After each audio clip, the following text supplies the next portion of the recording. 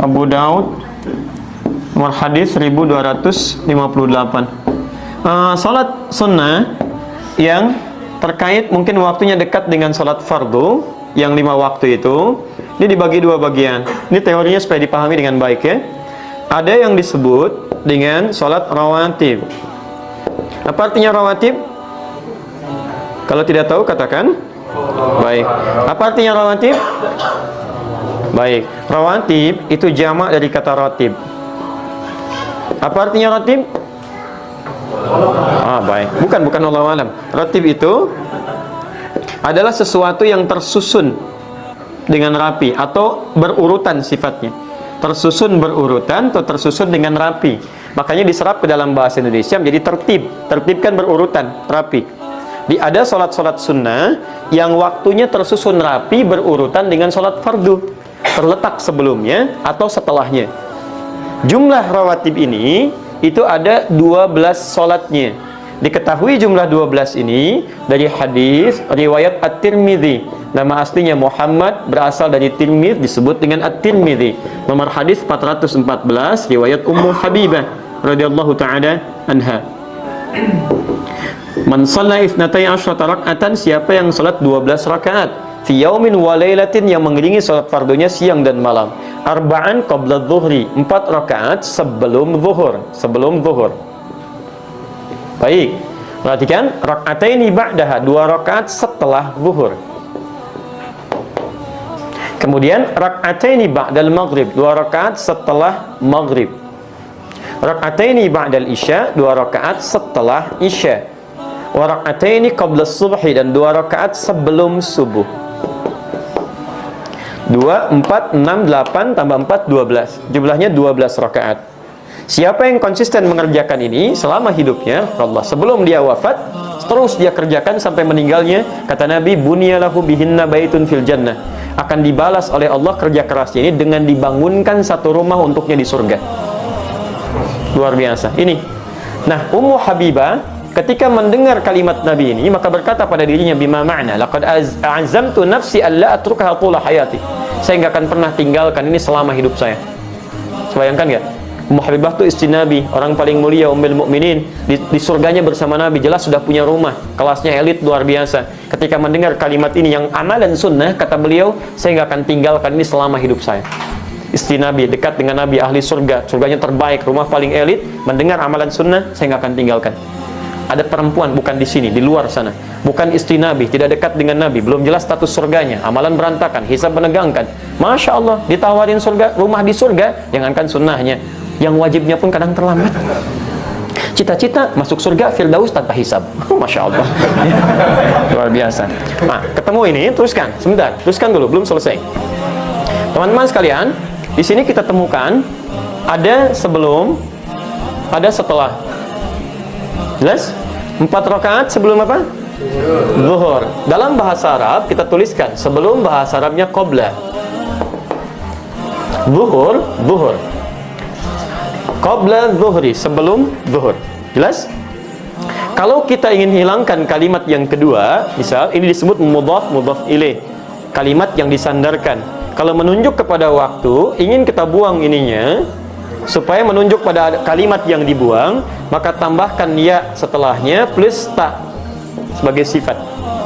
Asalnya qabla, ya, asalnya a, karena ada ya, maka huruf sebelumnya jadi i.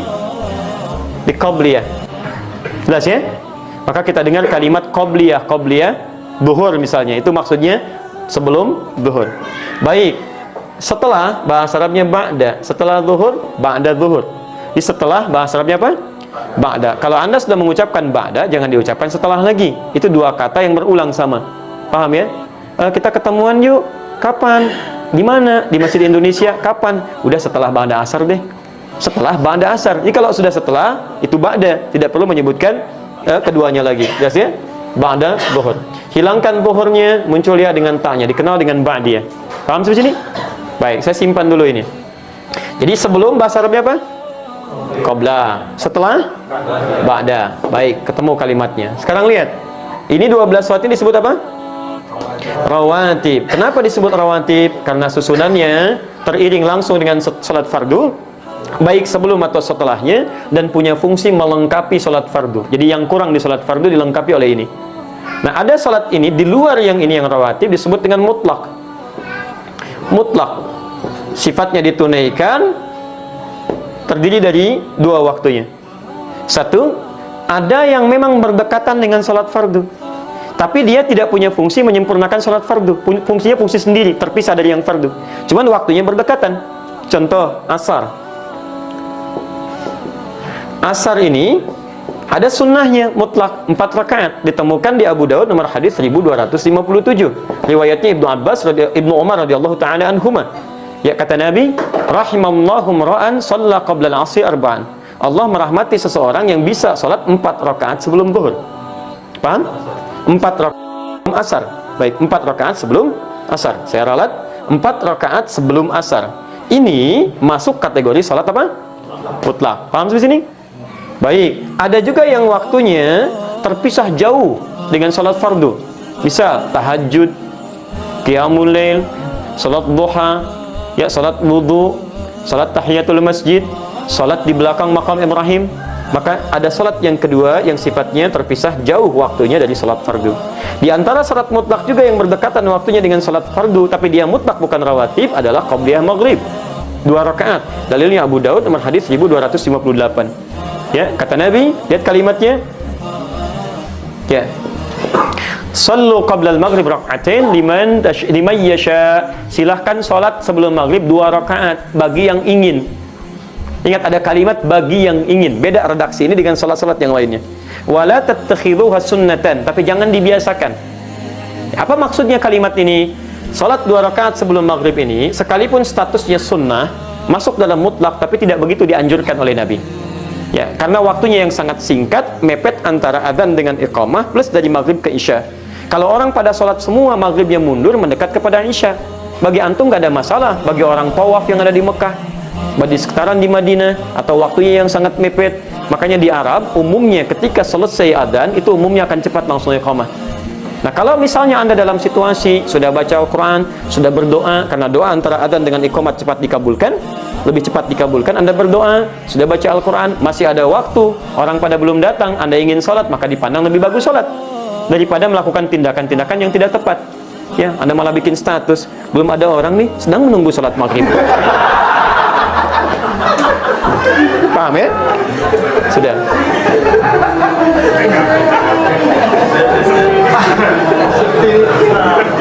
Dah. Baik. Saya tanya sekarang. Sudah? Baik, saya tanya sekarang. Ya, sebelum zuhur ada sholat? Ada sholat sunnah? Apa jenisnya? Rawatib. Setelah zuhur ada sholat sunnah? Apa jenisnya? Baik, sebelum asar ada sholat sunnah? Baik, tidak ada. Yang bilang tidak ada angkat tangan? Yang bilang ada angkat tangan? Yang tidak jelas gak usah ngangkat. Lihat, sebelum asar ada, kan kita bahas. Apa jenisnya? Mutlak. Baik ya, sebelum maghrib ada salat sunnah? Apa jenisnya? Mutlak. Ba'da maghrib ada salat sunnah? Ada. Apa jenisnya? Rawatib. Masya Allah. Sebelum isya ada salat sunnah? Apa jenisnya? Kan saya nggak pernah terangkan. Bagaimana Anda bisa jawab? Saya kan belum sebutkan. Baik ya, belum. Saya nggak sebutkan. Coba lihat, ada nggak sebelum isya? Jangan pernah mengarang, karena mengarang hanya dalam pelajaran bahasa Indonesia. Ya, kalau ada dalil silakan kerjakan. Sebelum isya boleh 2 rakaat, boleh. Masuk dalam konteks mutlak. Karena setiap antara adzan dengan iqamah kebolehan ada salat 2 rakaat. Ini mutlak sifatnya. Boleh. Ba'da isya ada? Apa namanya? Rawatib. Baik. Sebelum apa bahasa Arabnya? Qabla. Baik. Sebelum salat? Qabliyah. Baik, setelah apa bahasa Arabnya? Ba'da. Setelah salat? Ba'diyah. Baik. Qabliyah zuhur ada enggak? Ada. Berapa rakaat? 4 rakaat. Ba'diyah zuhur? Berapa rakaat? 2 rakaat. Baik. Qabliyah asar? Ada. Berapa rakaat? 4 rakaat. Apa jenis qabliyahnya? Mutlak.